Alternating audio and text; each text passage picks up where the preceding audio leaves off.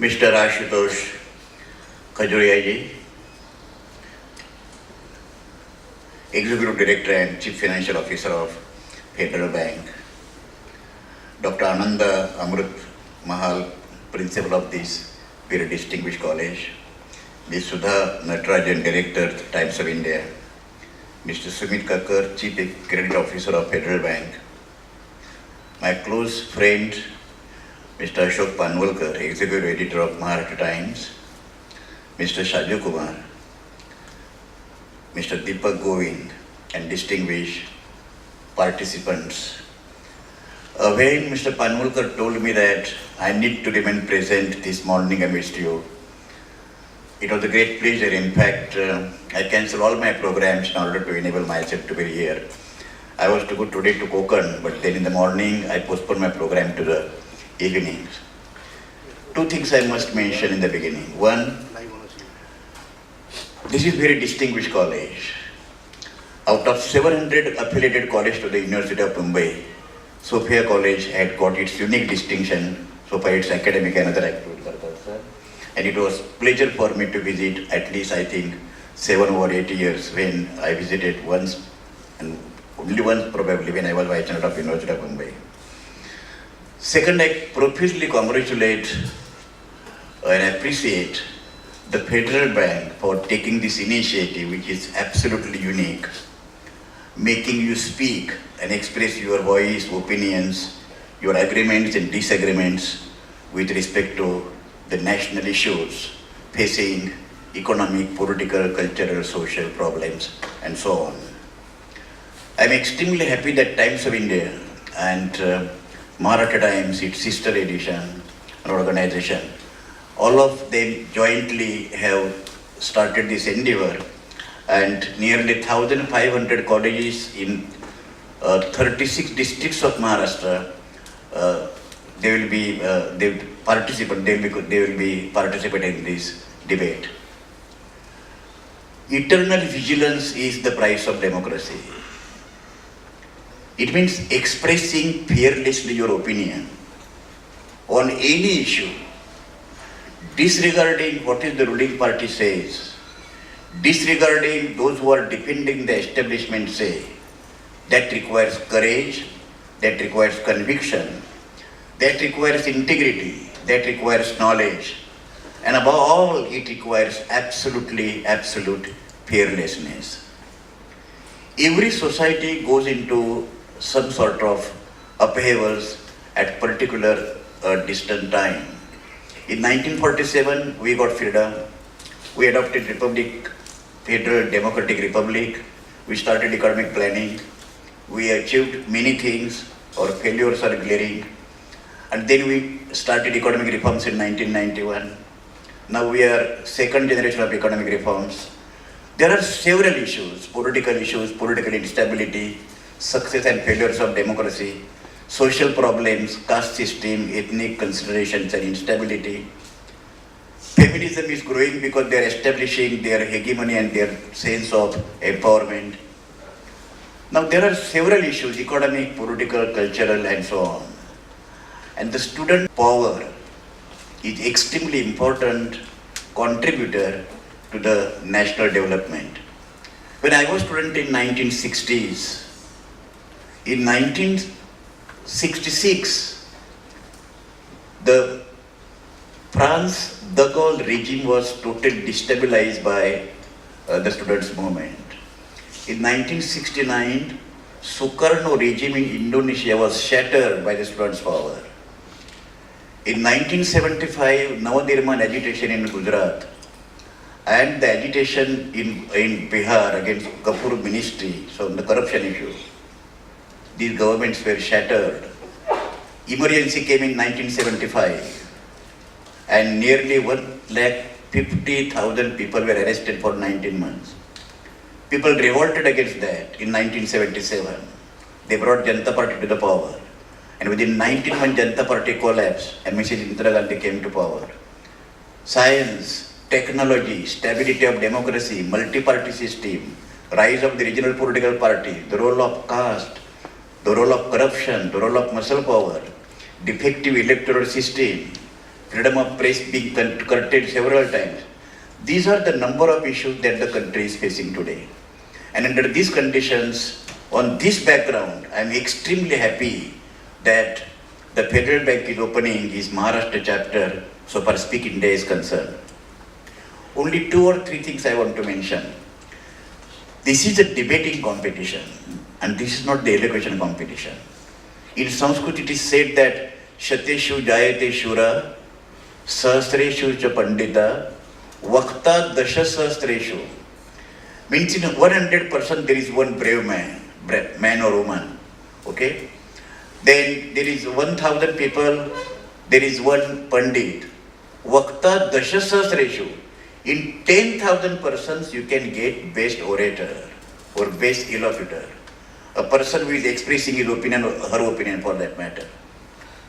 But then elocution is totally different from the debate.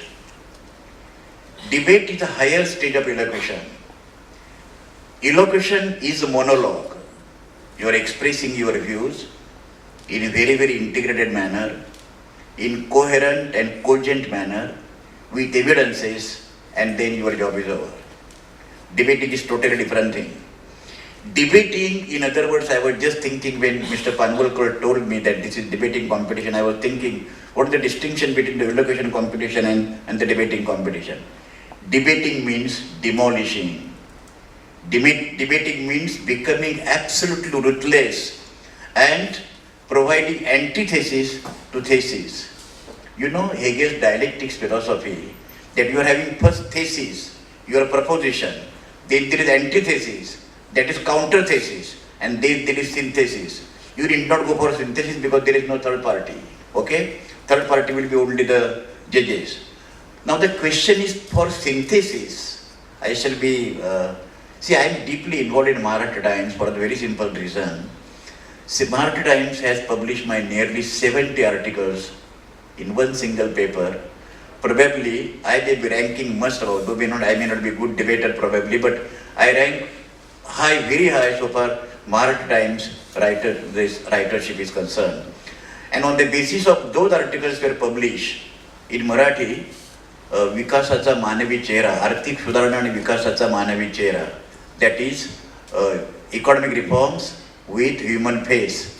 And I most modestly and humility I must submit to you that that book was awarded the C.D. Deshmukh Prize in 2014 so for best Marathi writing in economics on economic issues. So when Mr. Panwalkar told me that I need to be present, there can't be any escape for me. Now when you come to debate, there are two opinions, there are two sides. One is thesis, the person who will be speaking. Now when you are speaking, you can't take it lightly. You must make, whatever topic is given to you, you must make substantial argument, not peripheral argument, not beating around the bush. You must put forward your central thesis, your absolutely powerful argument and substantial argument.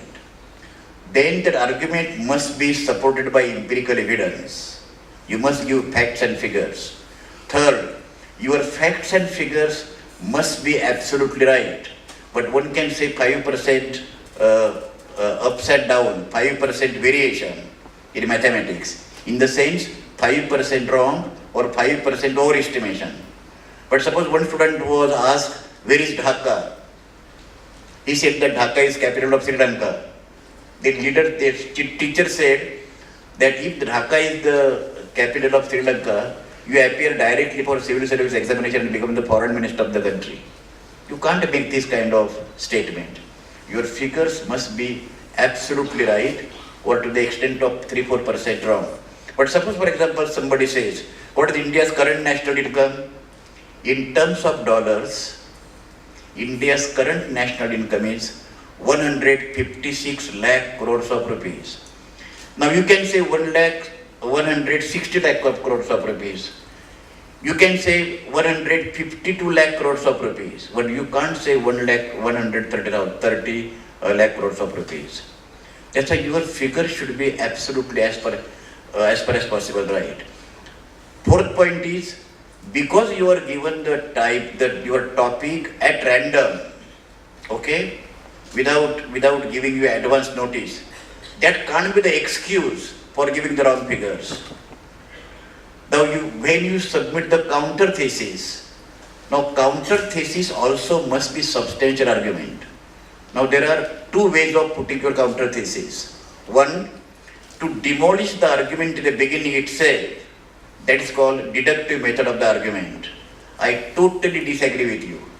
Now you must decide approximately whether you are disagreeing totally or you are disagreeing partially. If you disagree partially, your responsibility is slightly lighter. But if you disagree totally, then you have to be absolutely what the war footing. Debate is war. It's not election only in war. That's why you decide whether you will be partially agreeing and partially disagreeing, or you are totally agreeing, you are totally disagreeing. Second, you must give the figures which, if probably your person who is proposing the argument proved to be wrong. But while putting the proposer wrong, you cannot compound your mistake by giving further wrong figures. And figures, if you do not know, it is very difficult to forget the figures, okay? My SSC number was 37,154 when I passed SSC in 1964. But I have forgotten MA seat number for the examination. But SSC I remember because that was the entry point into the modern world. That's why but it is very difficult to forget the figures. It is very difficult to chase the figures. I must remember, you can't remember. Without compelling yourself to remember, then only it is possible to remember. Because once your argument is based on evidences, you simply can't say that I made a mistake. Now for synthesis, argument is separate. For antithesis, the argument is different. And while doing both these arguments, you must have certain level of your debate. You must not have any personal reference. You must not have any personal character assassination. You must not hint even slightest possible way that would reflect upon the other's character. Now, this responsibility of yours is very, very important because you will be not only the future speakers, debaters, members of parliamentarian. Let me tell you very frankly, 6 years I was in the Rajya Sabha. I saw the debates in Rajya Sabha. I saw how people are speaking. How people are speaking for the sake of speaking. When somebody is speaking, for example, all the audience will be, people will be going to the central hall, but they will be 5 minutes, they will be coming into the room, in the parliament. That Nehru was doing. I don't want to mention exactly what is happening now.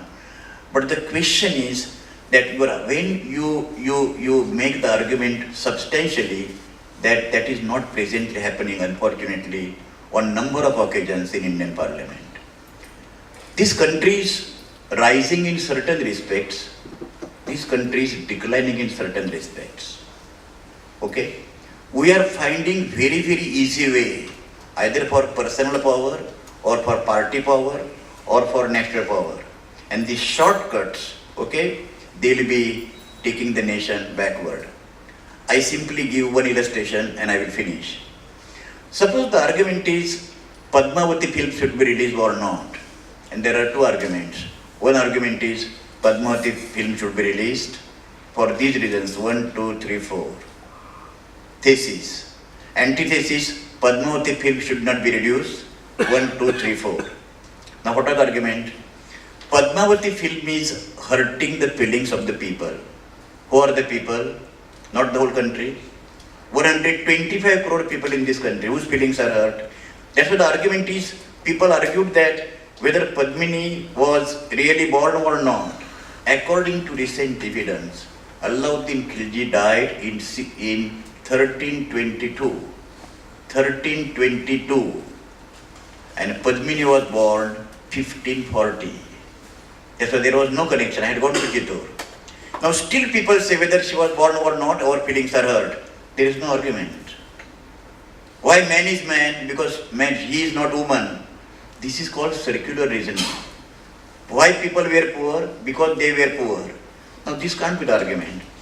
Now where we have gone? Now suppose for example, I stand for Padmavati film should be released. Okay. Now some people say that Padmavati film should not be released. In democracy, rightly, wrongly, on the basis of reason, on the basis of evidence, we have got freedom to say I don't want this. This is acceptable. But 10 crores rupees of bounty, some member of a political party from Haryana is declaring bounty for beheading Sanjay Leela Bhansali and Deepika Padukone is not acceptable. Your agreement and disagreement will take the society further. Dissent is the single virtue of democracy. Without dissent, democracy cannot function. If at all democracy is important, it is for one single reason. If democracy is important, then its characteristic, its heart, its soul, its flesh, its survival, its very existence is summarized only in one word, and that word is dissent. Freedom of press, freedom of expression. That is the reason that I am saying that your dissent must be expressed in absolute humanitarian, sophisticated, cultured, civilized manner. When you lose these levels, your argument becomes vulgar, and vulgarity is the curse for humanity. I wish all of you should debate in such a way that members of parliament must learn from you. Present members of parliament have nothing to tell you so that you can follow them. I will suggest members of parliament that they should learn you. In fact, Federal Bank, I will suggest, I will write to the speaker that your experiment of the Speak India must speak. Neutrality, passivity, remaining indifferent is absolutely disservice to democracy. That's why India must speak again and again and again, and without any fear.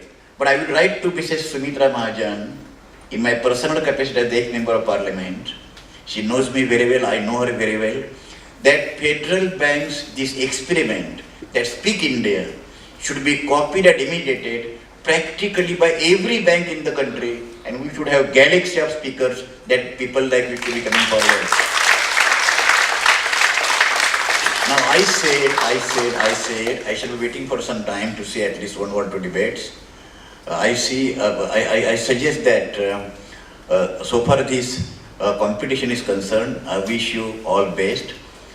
But then I said that we have nothing to learn from the present members of parliament. They should learn you for the very simple reason.